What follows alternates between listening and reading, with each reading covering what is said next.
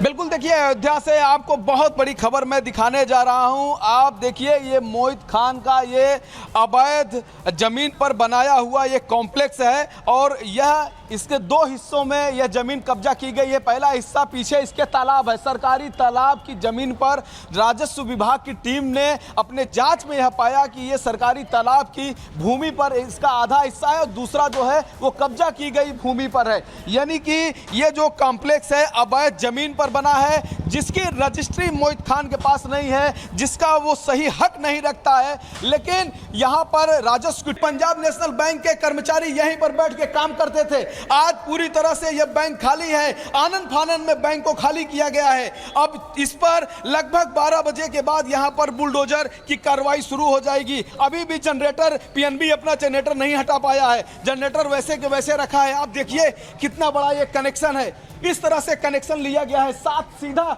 Transformer भी इसी complex पर लगा हुआ है। बगल में इतना बड़ा पावर का हब यहाँ पर दिया गया है और ये मोटी मोटी केबलें लगी है। मैं अपने सहयोगी से कहूंगा कि आप इधर पर आइए और दिखाइए कि ये आखिर कॉम्प्लेक्स टूट क्यों रहा है, क्यों यहाँ पर इतना प्रशासन आया है, यहाँ पर मौजूद है। ये देखिए यहीं से आपको नजारा दिख रहा है, ये पानी देखिए, ये क्या, ये सरकारी तालाब है। ये सरकारी तालाब की भूमि पर बना हुआ ये अवैध कॉम्प्लेक्स है। और बगल में अपने सहयोगी से कहूंगा ये बेकरी की जमीन है, जो बेकरी में जांच पाया गया कि यह भी अवैध जमीन पर बनाई गई ये बेकरी है, जिसका लाइसेंस रद्द किया गया। यहां पर बुलडोजर चला।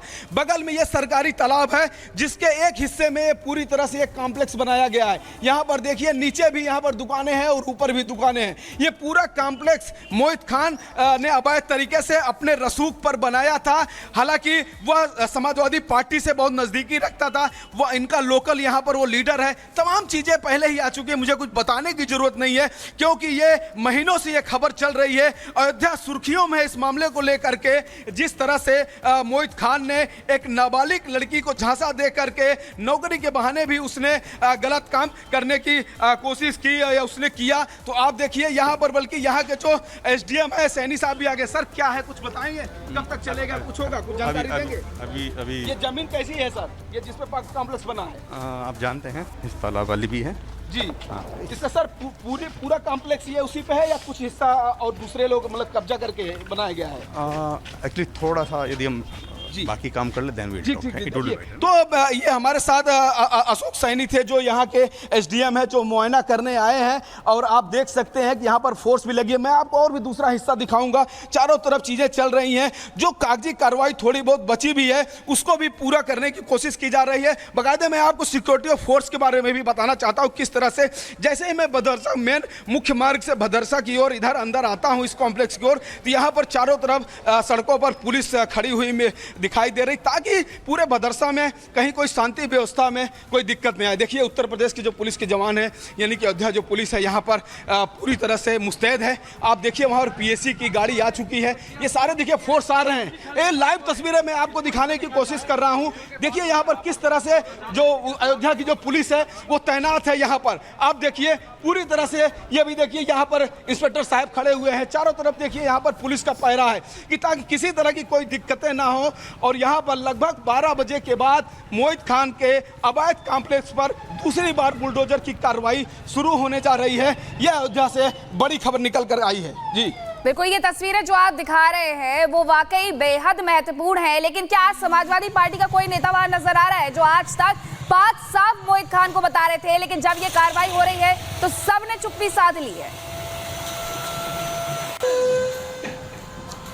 बिल्कुल, देखिए अब तो कोई सामने नहीं आएगा। पहले नजर में जब पहले मुझे याद है कि उस समय संसद का सत्र चल रहा था, जब अयोध्या में ये बहुत ही खतरनाक घटना घटी। उसके बाद जब पूछा गया अवधेश प्रसाद से कि क्या आप इसको जानते हैं, उन्होंने कहा कि मैं तो इसको नहीं जानता हूं। बाद में सोशल मीडिया आजकल तो ये बहुत ही प्रभावी है, एक फोटो, एक सबूत निकल कर आ गया कि मोहित खान से और अवधेश प्रसाद का क्या रिश्ता है, किस तरह से वो सपा के लिए यहाँ काम करता है, उनका यहाँ का नेता है।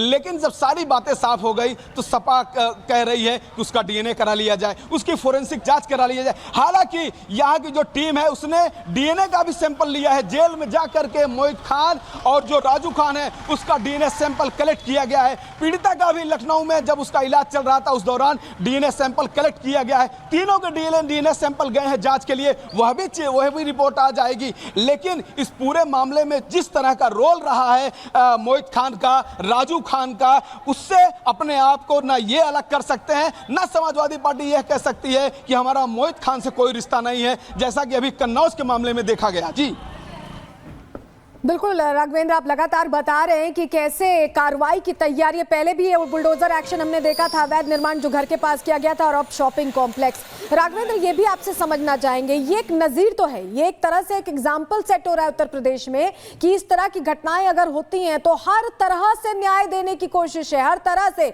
जहां जहां गड़बड़ी पाई जाएगी। क्योंकि देखिए बेकरी भी सील की गई, उस पर एक्शन लिया गया, अब जो अवैध शॉपिंग कॉम्प्लेक्स खड़ा किया था उस पर भी एक्शन हो रहा है। राघवेंद्र, देखिए, आज मुख्यमंत्री योगी आदित्यनाथ की उत्तर प्रदेश में सरकार है और यूं ही नहीं उनको कहा जाता कि ये देश के नंबर 1 मुख्यमंत्री हैं। कानून व्यवस्था में जिस तरह से उत्तर प्रदेश में सुधार आया है उसकी चर्चा सिर्फ उत्तर प्रदेश में नहीं है, हिंदुस्तान के हर राज्य में योगी के शासन प्रशासन की वो बात हो रही है। इसके पहले विधानसभा में योगी आदित्यनाथ ने कहा था कि माफियाओं को मिट्टी में मिला दूंगा। उसके बाद आपने देखा था किस तरह से उत्तर प्रदेश की पुलिस ने कार्रवाई की थी, चाहे वो मुख्तार का मैटर रहा हो, चाहे वो अतीक अहमद का मामला रहा हो, आपको बड़ी बड़ी चीजें दिखाई दी। उसके बाद अभी जो अंतिम जो ये विधानसभा का जो सत्र आहूत हुआ था उसमें मुख्यमंत्री योगी आदित्यनाथ ने कहा था कि जो ये माफिया हैं, ये जो गुंडे हैं, जो बदमाश हैं, इनके ऊपर बुलेट ट्रेन चलेगी। तो आप सोच सकते हैं कि वो जो बात मुख्यमंत्री योगी आदित्यनाथ ने कहा कि बुलेट ट्रेन चला दिया जाएगा, ये उसी बुलेट ट्रेन का ये नतीजा है कि देखिए किस तरह से ये कॉम्प्लेक्स खाली हो रहा है। देखिए सामान लोग अब भी निकाल रहे हैं कि जो मिल जाए वही सही, क्योंकि अभी कुछ मिनटों में, कुछ देर के बाद यहां बुलडोजर चलने वाला है। लोग अपने अपने सामानों को यहां से निकाल रहे हैं, किसी तरह से जो जैसे भी मिल जाए उनको वही सही, क्योंकि इन सब चीजों को जब ये खरीदने जाएंगे तो उसमें इनको पैसा खर्च करना पड़ेगा, तो जो चीजें इनके हाथ आ जाएं वो बड़ी बात है। लेकिन मुख्यमंत्री योगी आदित्यनाथ ने पहले ही कहा था कि ऐसे लोगों के ऊपर क्या सद्भावना एक्सप्रेस चलाया जाए, सद्भावना एक्सप्रेस नहीं, माला नहीं पहनाया जाएगा, बुलेट ट्रेन चलेगी। बुलेट ट्रेन की दो मीनिंग है, आपने देखा होगा, बुलेट तो बुलेट होती है, बुलेट ट्रेन तो और फास्ट होती है। तो इस तरह से मुख्यमंत्री योगी आदित्यनाथ ने अपनी मंशा जाहिर कर दी, उसी के अनुरूप उत्तर प्रदेश की पुलिस, उत्तर प्रदेश का प्रशासन काम कर रहा है। जी बिल्कुल राघवेंद्र, देखिए सीएम योगी आदित्यनाथ ने हमेशा से कहा या तो अपराधी अपराध छोड़ दे या फिर प्रदेश को छोड़ दे, और ऐसी लगातार तस्वीरें इस वक्त देखने को मिल भी रही है। लेकिन आप ये बताइए कितनी देर में एक्शन होगा, कितनी देर में बुलडोजर चलता हुआ नजर आएगा, और ये भी बताइएगा इसके अलावा कि और भी इसकी संपत्तियां हैं जिन पर कार्रवाई होने वाली है।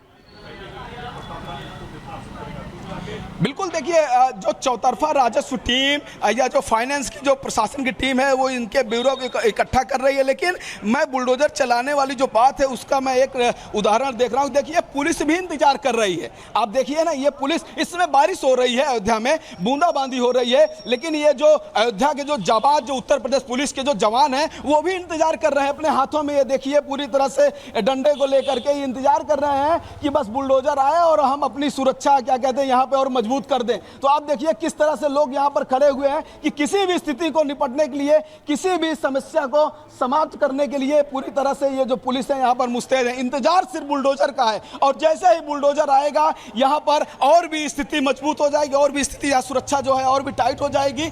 अब इंतजार हो रहा है कि बस जैसे ही 12 बजे यहाँ पर बुलडोजर आए कार्यक्रम हो, क्योंकि जिस तरह का माहौल दिख रहा है, जिस तरह से बैंक खाली हो गई आनन फानन, जिस तरह से कनेक्शन बिजली के काट दिए गए, दुकानें जो खाली हो गई, अब यह कॉम्प्लेक्स बस कुछ ही घंटों का मोहताज है। कुछ ही घंटों बाद यह कॉम्प्लेक्स पूरी तरह से जमींदोज हो जाएगा। जी ठीक है, ये तस्वीरें हम दिखा रहे थे, लेकिन आपके पास लौटेंगे फिलहाल।